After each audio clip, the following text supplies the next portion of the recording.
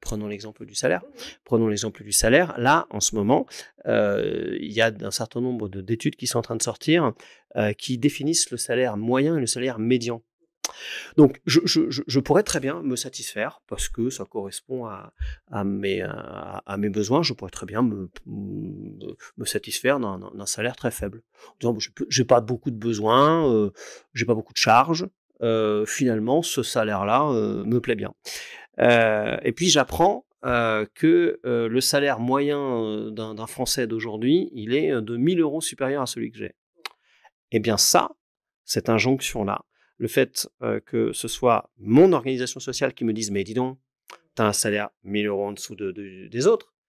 Donc peut-être que mon salaire en lui-même me satisfaisait, mais là, le fait de savoir que je suis 1 000 € en dessous de la moyenne, c'est-à-dire que je ne suis même pas dans la classe moyenne, mais peut-être dans les classes les plus défavorisées, ça va contribuer à me rendre malheureux. C'est quoi réussir sa vie? À partir de quand on peut dire qu'on a réussi sa vie? Est-ce que c'est par le travail, par son capital, par l'argent? Alors, il y a beaucoup de chercheurs en sciences sociales qui ont essayé de déterminer les catégories objectives de la réussite. Qu'est-ce que c'est que réussir sa vie? Donc, ils ont cherché les dimensions matérielles, spirituelles, etc. La seule chose qu'on peut dire, c'est que c'est pas une catégorie objective stabilisée. Ça dépend des individus. Alors, ça dépend de plusieurs dimensions, mais chaque individu va trouver le sens personnel au fait qu'on réussisse sa vie. Par contre, il y a des dimensions qui reviennent à chaque fois. Il y a la dimension matérielle, il y a le vécu personnel et le contexte sociétal. La dimension matérielle, c'est par exemple les premiers qui avaient essayé de faire ça, c'était par exemple Maslow, avec sa fameuse pyramide, qui montrait qu'il y avait un certain nombre de besoins et que tant qu'on n'avait pas satisfait les besoins primaires, c'était pas la peine d'essayer de satisfaire d'autres besoins. Donc ça, c'est l'aspect enfin, c'est un des premiers qui a montré que les aspects matériels structuraient le fait d'avoir le sentiment de réussir ou pas. Ensuite, il y a le vécu personnel. Le vécu personnel, c'est-à-dire le vécu expérientiel. Les expériences passées et l'idée qu'on se fait des expériences futures qui vont nous situer soit dans une trajectoire qui nous satisfait, soit dans une trajectoire qui nous satisfait pas. On vit nos expériences en fonction des expériences qu'on a passées et de ce qu'on pense ou de ce qu'on craint devoir vivre par la suite. Et puis la dernière dimension, c'est le contexte sociétal. Le contexte sociétal, c'est celui qui va nous donner un certain nombre d'injonctions. Par exemple, l'injonction au bonheur. L'injonction au bonheur, c'est en ce moment, aujourd'hui, maintenant, il faut être heureux. Si on n'est pas heureux, on a raté sa vie. Donc, quand on ne se sent pas heureux, c'est la double peine, parce qu'on ne se sent pas heureux, mais en plus on se dit, c'est pas normal, puisque je devrais être heureux, je ne le suis pas. Donc je suis malheureux d'être malheureux. Toutes les organisations sociales, les sociétés, nos sociétés, toutes les organisations, quelles qu'elles soient, donnent des injonctions à leurs membres. Les injonctions, c'est il faut faire ça, ou il est de bon ton de faire ça, ou au contraire, il ne faut pas faire ça. Donc nous sommes tenus par notre contexte sociétal, c'est-à-dire par notre organisation sociale, nous sommes tenus à faire ou ne pas faire un certain nombre de choses. Et la définition que l'on va donner de notre bonheur va dépendre de ça aussi. Si mon organisation sociétale actuelle et le monde du travail actuel me dit il faut penser à se réaliser dans son travail, et qu'à certains moments, il se trouve que je ne me réalise pas dans mon travail. Alors déjà, ça va peut-être me rendre un peu malheureux, mais surtout, je me sentirais différent des autres. Et je me dirais, mais normalement, il faut se réaliser dans son travail. Moi, en ce moment, je me réalise pas dans mon travail. Donc, c'est pas normal. Prenons l'exemple du salaire. Prenons l'exemple du salaire. Là, en ce moment, il y a un certain nombre d'études qui sont en train de sortir qui définissent le salaire moyen et le salaire médian. Donc, je pourrais très bien me satisfaire parce que ça correspond à mes besoins. Je pourrais très bien me satisfaire d'un salaire très faible. En disant, j'ai pas beaucoup de besoins, j'ai pas beaucoup de charges. Finalement, ce salaire-là me plaît bien. Et puis, j'apprends que le salaire moyen d'un Français d'aujourd'hui, il est de 1 000 € supérieur à celui que j'ai. Eh bien ça, cette injonction-là, le fait que ce soit mon organisation sociale qui me dise « mais dis donc, tu as un salaire 1 000 € en dessous des autres ». Donc peut-être que mon salaire en lui-même me satisfaisait, Mais là, le fait de savoir que je suis 1 000 € en dessous de la moyenne, c'est-à-dire que je ne suis même pas dans la classe moyenne, mais peut-être dans les classes les plus défavorisées, ça va contribuer à me rendre malheureux. Oui. Pour aller un peu plus loin, est-ce que ça veut dire que la mondialisation participe à cette injonction puisqu'on peut facilement comparer en fait son salaire non seulement dans son pays, mais au-delà également? Alors, en fait, l'injonction au bonheur, le fait qu'il faille être heureux, euh, déjà, ça a généralisé cette injonction au bonheur, et puis ensuite, ça en a complexifié les composantes. Parce que le fait d'être heureux, c'est le fait de pouvoir accéder à beaucoup de choses, et de plus en plus de choses, puisque plus on va connaître de choses possibles, plus on va se dire, mais est-ce que je les ai ou est-ce que je les ai pas? Donc en fait, effectivement, plus les sociétés s'interconnectent et ont des relations les unes avec les autres, et plus l'injonction au bonheur va être compliquée, complexe en tout cas. Donc il faudrait s'enfermer par le Frexit, par exemple? En tout cas, la sociologie, elle se permet de constater et d'expliquer les choses, sans porter de jugement dessus. Elle dit simplement, plus on va s'ouvrir, plus on va complexifier les types de relations possibles, et donc plus on va se rendre compte qu'il y a des relations qu'on ne peut pas nouer. Plus on va connaître de choses possibles, plus on va se rendre compte qu'il y en a qui sont inaccessibles pour nous. Et ça, c'est un effet mécanique de la mondialisation et de l'interconnexion des sociétés. Après, la phase d'après, c'est est-ce que il faut finalement être heureux dans l'ignorance, en se disant je me ferme, donc je n'ai pas de sollicitation, et à ce moment-là je deviens heureux, ou alors est-ce qu'on se dit de toute façon il faut rester ouvert là où je suis, et apprendre à vivre avec.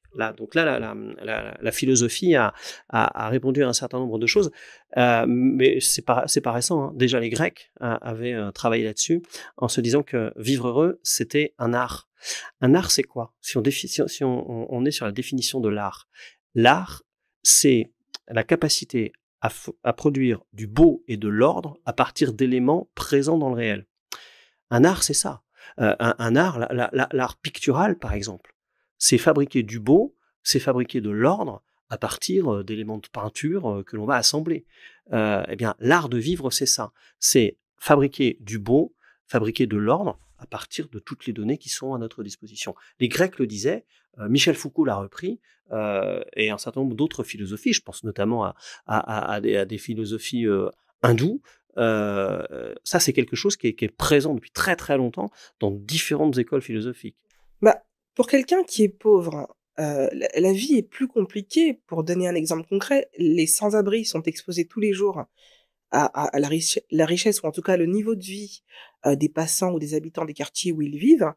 Est-ce qu'ils sont plus malheureux? Est-ce qu'ils se suicident plus? Est-ce qu'on a des chiffres là-dessus? Je peux pas répondre sur le taux de suicide des pauvres. Ça, j'ai pas les données. Je sais même pas s'il en existe. Je sais pas s'il en existe, parce qu'en plus, ce qui est très compliqué, c'est qu'effectivement, il y a des critères internationaux, mais qui ont des valeurs différentes.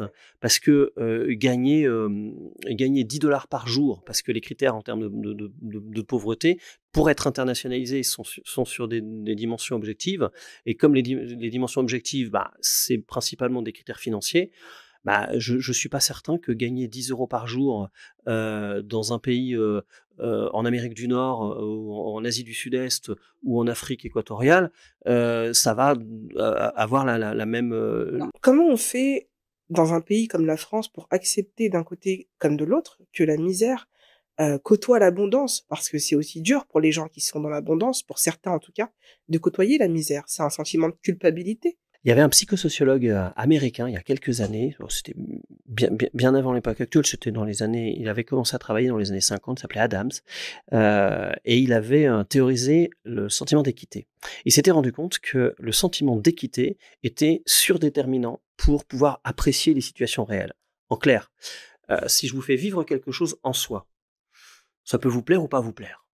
Si je vous fais vivre la même expérience, mais que je vous dis que votre voisin a vécu la même en mieux, du coup, la vôtre vous paraîtra beaucoup plus terne. Et il avait fait des expériences comme ça, qui montraient que dès lors qu'il y avait un soupçon d'inéquité dans ce que l'on vivait, on le vivait mal, même si l'inéquité était en votre faveur. Parce que si je vous dis ce que vous vivez, c'est bien, mais la personne qui est à côté de vous, elle vit beaucoup moins bien, Pourtant, elle a autant mérité que vous. Dans un premier temps, ça va peut-être vous plaire. Dans un premier temps, ça va peut-être vous satisfaire. Mais très rapidement, vous allez nourrir un sentiment d'injustice et un malaise. En tout cas, c'est ce qu'avait montré Adams.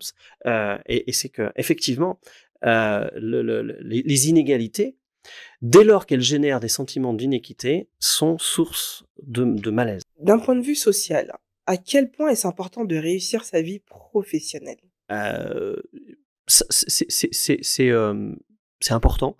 En tout cas, c'est important depuis longtemps parce que même George Friedman, c'était un sociologue du travail, il y a longtemps, George Friedman. Mais déjà, George Friedman s'intéressait au travail industriel et déjà, George Friedman avait constaté que le métier, l'activité professionnelle était surdéterminante dans la construction sociale des individus. Et que donc réussir sa vie, c'était en très grande partie réussir sa vie professionnelle. Et donc rater sa vie, c'est rater sa vie professionnelle finalement. Rater sa vie, c'est avoir le sentiment de la rater. Je fais pas une pirouette, hein. Mais à partir du moment où le bonheur, c'est une catégorie construite, le malheur est aussi une catégorie construite. Le bonheur, c'est en fonction des critères dont je viens de parler, on se sent heureux. Ben, à l'inverse, c'est vrai. C'est je rate ma vie parce que j'ai la sensation de la rater. Parce que sinon, sur des catégories objectives, il y a des tas de gens, et d'ailleurs, il y avait un certain nombre d'expériences, il y a beaucoup d'enquêtes qui ont été menées sur le sujet, qui montraient qu'il y avait des tas de gens qui se trouvaient dans des situations professionnelles catastrophiques, vraiment catastrophiques. Mais dès lors que l'on considère que c'est transitoire, que ça a du sens, que c'est juste un mauvais moment à passer, on va le vivre mieux.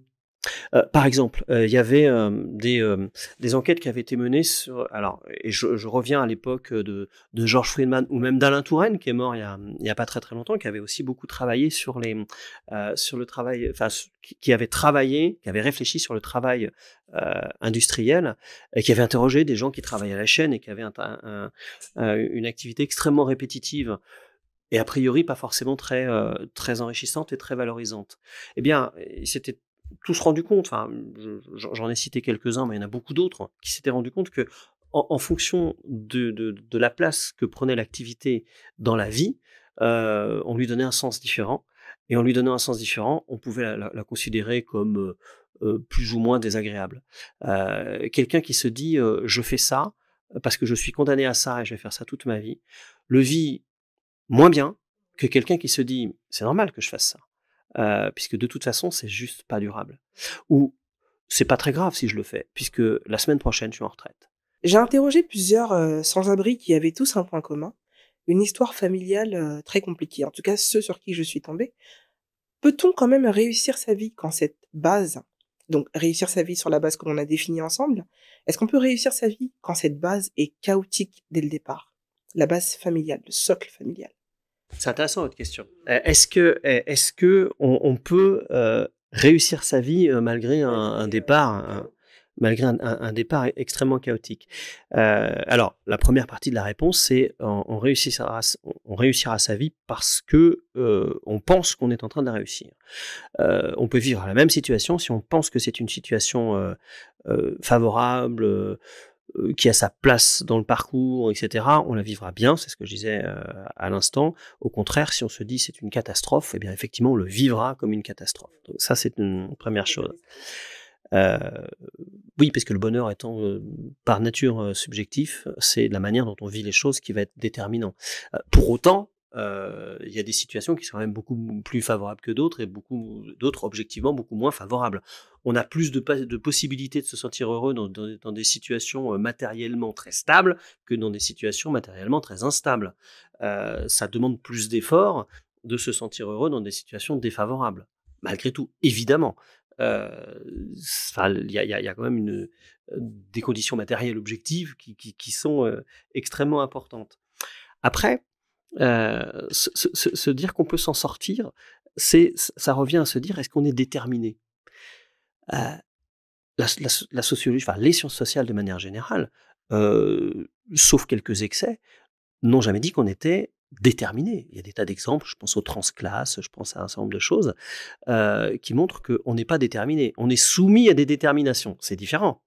On est soumis à un certain nombre de déterminations et on a plus de chances d'aller dans certaines directions que dans d'autres. Si je vous dis, là, il faudrait visser quelque chose, et je mets à votre disposition un tournevis et un marteau, eh bien, je ne suis pas un grand devin, mais je me dis que vous allez plutôt choisir le tournevis. Pour autant, vous avez le choix.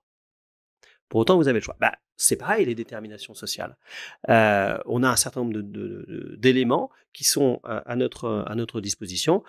On a plus de chances d'en saisir certains que d'autres.